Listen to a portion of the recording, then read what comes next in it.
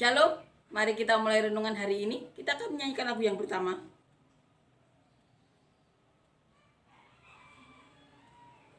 Kecaplah dan lihatlah betapa baiknya Tuhan itu.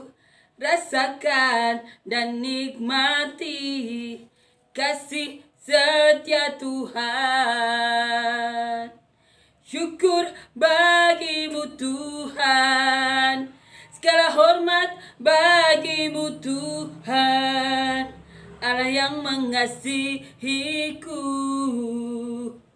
Allah yang memeliharaku selamanya. Amin ya, puji Tuhan. Amin.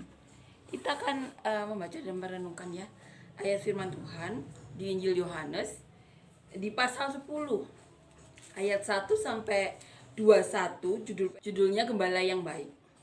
Aku berkata kepadamu, sesungguhnya siapa yang masuk ke dalam kandang domba dengan tidak melalui pintu, tetapi dengan memanjat tembok, ia adalah seorang pencuri dan seorang perampok. Tetapi siapa yang masuk melalui pintu, ia adalah gembala domba. Untuk dia penjaga membuka pintu dan domba-domba mendengarkan suaranya, dan ia memanggil domba-dombanya masing-masing menurut namanya dan menuntunnya keluar. Jika semua dombanya telah dibawanya keluar, ia berjalan di depan mereka dan domba-domba itu mengikuti dia, karena mereka mengenal suaranya. Tetapi seorang asing pasti tidak mereka ikuti, malah mereka lari daripadanya, karena suara orang-orang asing tidak mereka kenal. Itulah yang dikatakan Yesus dalam perumpamaan kepada mereka. Tetapi mereka tidak mengerti apa maksudnya. Ia berkata demikian kepada mereka.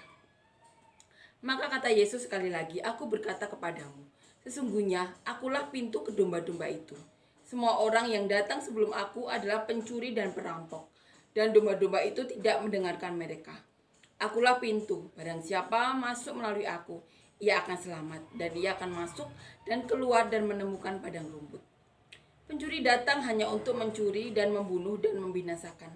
Aku datang supaya mereka mempunyai hidup dan mempunyainya dalam segala kelimpahan. Akulah gembala yang baik. Gembala yang baik memberikan nyawanya bagi domba-dombanya. Sedangkan seorang upahan yang bukan gembala dan yang bukan pemilik domba-domba itu sendiri, ketika melihat serigala datang, ia meninggalkan domba-domba itu lalu lari. Sehingga serigala itu menerkam dan mencerai-beraikan domba-domba itu. Ia lari karena ia seorang upahan dan tidak memperhatikan domba-domba itu. Akulah gembala yang baik, dan aku mengenal domba-dombaku, dan domba-dombaku mengenal aku. Sama seperti Bapa mengenal aku, dan aku mengenal Bapa, dan aku memberikan nyawaku bagi domba-dombaku. Ada lagi padaku domba-domba lain yang bukan dari kandang ini. Domba-domba itu harus kutuntun juga, dan mereka akan mendengarkan suaraku, dan mereka akan menjadi satu kawanan dengan satu gembala. Bapa mengasihi aku karena aku memberikan nyawaku untuk menerimanya kembali. Tidak seorang pun mengambilnya daripadaku, melainkan aku memberikannya menurut kehendakku sendiri. Aku berkuasa memberikannya dan berkuasa mengambilnya kembali. Inilah tugas yang kuterima dari Bapakku.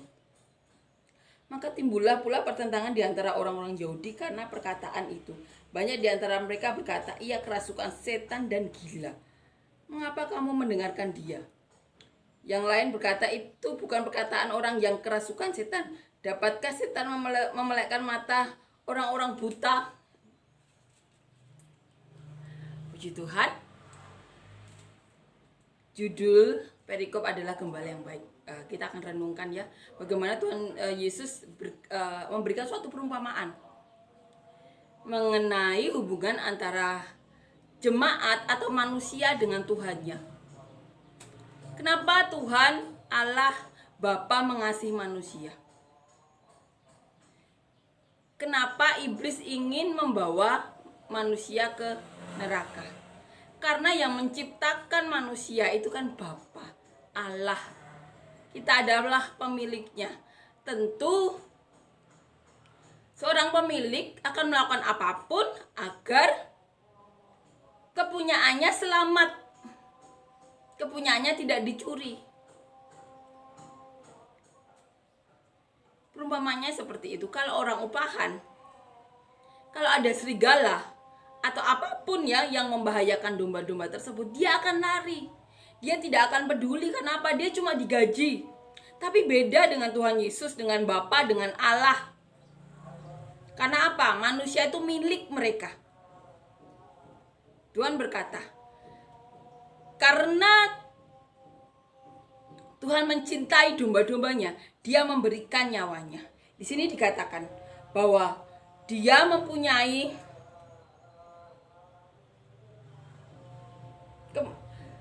mempunyai kuasa. Bapa mengasihi aku oleh karena aku memberikan nyawaku untuk menerimanya kembali. Jadi di sini Tuhan Yesus mengatakan bahwa karena cintanya kepada domba-dombanya, Tuhan Yesus memberikan nyawanya. Tapi Tuhan Yesus juga diberi kuasa untuk menerima nyawanya itu kembali. Di sini dikatakan ya di ayat 18, tidak seorang pun mengambilnya daripadaku, melainkan aku memberikannya menurut kehendakku sendiri. Aku berkuasa memberikannya dan berkuasa mengambilnya kembali. Inilah tugas yang kuterima dari Bapakku. Tuhan Yesus di sini mengatakan, Tuhan Yesus mempunyai kuasa untuk memberikan nyawanya kepada domba-dombanya, untuk menyelamatkan domba-dombanya. Perumpamaannya saat ada serigala, pemiliknya itu yang akan bertarung habis-habisan. Karena itu domba-dombanya itu miliknya. Beda dengan orang upahan, dia akan lari. Seperti Daud, walaupun masih kecil, tapi saat melawan serigala dia mampu menang. Karena apa? Itu domba-dombanya, walaupun 1-2 ekor saja, hanya beberapa ekor, tapi Daud benar-benar bertarung untuk menyelamatkan domba-dombanya tersebut. Begitu pula Tuhan Yesus, itu yang diberikan Tuhan Yesus ya sebagai perumpamaan. Di sini Tuhan Yesus benar-benar memberitahu kita bahwa Tuhan Yesus diberi kuasa untuk memberikan nyawanya, tapi diberi kuasa juga untuk mengambil nyawanya kembali. Amin ya, luar biasa. Perumpamaan Tuhan Yesus yang sering banget kita dengar. Kita adalah domba-dombanya. Domba-domba saat ada pencuri datang, yang dimana pencuri tidak melalui pintu ya, karena pintu itu hanya Tuhan Yesus. Pintu itu dikunci pemiliknya. Saat dia masuk ke kandang domba, domba-dombanya tidak mengenal suaranya. Seperti kita ya, yang mengenal Tuhan Yesus, mengerti apa kehendak Tuhan Yesus, dan Tuhan Yesus juga mengenal kita. Amin ya, perumpamaan dari Tuhan Yesus, gembala yang baik. Ini Tuhan Yesus katakan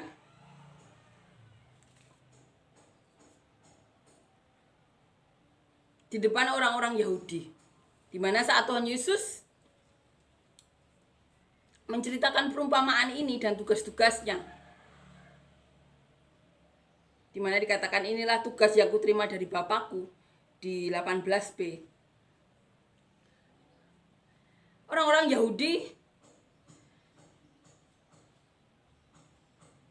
terjadi pertentangan di antara mereka. Mereka berkata, ia kerasukan setan dan gila.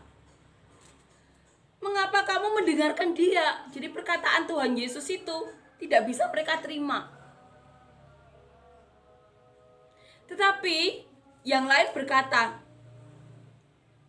itu bukan perkataan orang yang kerasukan setan. Dapatkah setan memelekkan mata orang-orang buta? Karena apa? Mereka sudah melihat sendiri bagaimana seorang pengemis yang buta dicelikkan matanya oleh Tuhan Yesus, disembuhkan. Dan orang-orang juga sepemikiran ya dengan pengemis buta yang sudah disembuhkan itu, bahwa hanya orang-orang yang saleh, yang menuruti kehendak Allah, yang doanya dikabulkan. Jadi ada dua pihak. Jadi satu yang mengatakan Tuhan Yesus itu gila, kerasukan setan.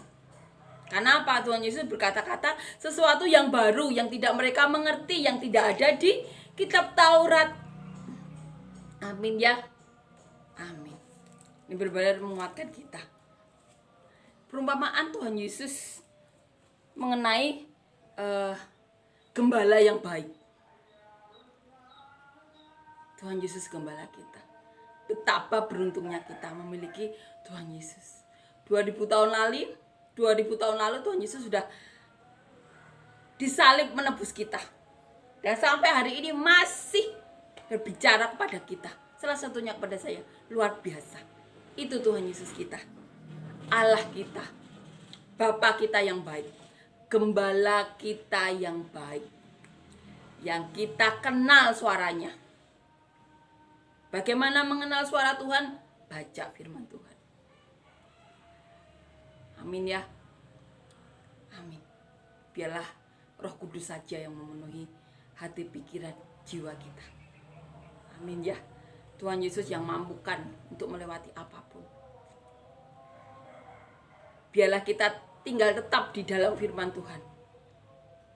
Menghadapi dunia yang penuh dengan godaan, hal-hal yang tidak terduga. Tapi bersama Tuhan Yesus, kita imani, kita mampu melewati untuk menerima mahkota kehidupan. Surga adalah tujuan akhir kita. Amin ya. Amin. Kita saling menguatkan. Kita saling menguatkan, jangan saling menghakimi. Karena Tuhan Yesus datang ke dunia untuk menyelamatkan yang hilang, menyelamatkan yang berdosa. Karena tidak ada satupun manusia di dunia ini yang tidak berdosa. Semua butuh diselamatkan. Mari saling menguatkan. Jangan saling menghakimi. Saling memberkati. Jangan saling menyakiti ya. Amin. Kita akan nyanyikan lagu yang kedua. Gerakkanlah kekuatanmu ya Allah. Tunjukkanlah kuasamu ya Tuhan. Serahkanlah musuhmu, selamatkanlah umatmu. Allah dahsyat di tempat kudusnya. Allah bangkit, bersoraklah. Allah bangkit, bernyanyilah. Musuh dikalahkan, umatnya dibebaskan. Allah dahsyat di tempat kudusnya. Amin ya, puji Tuhan. Amin.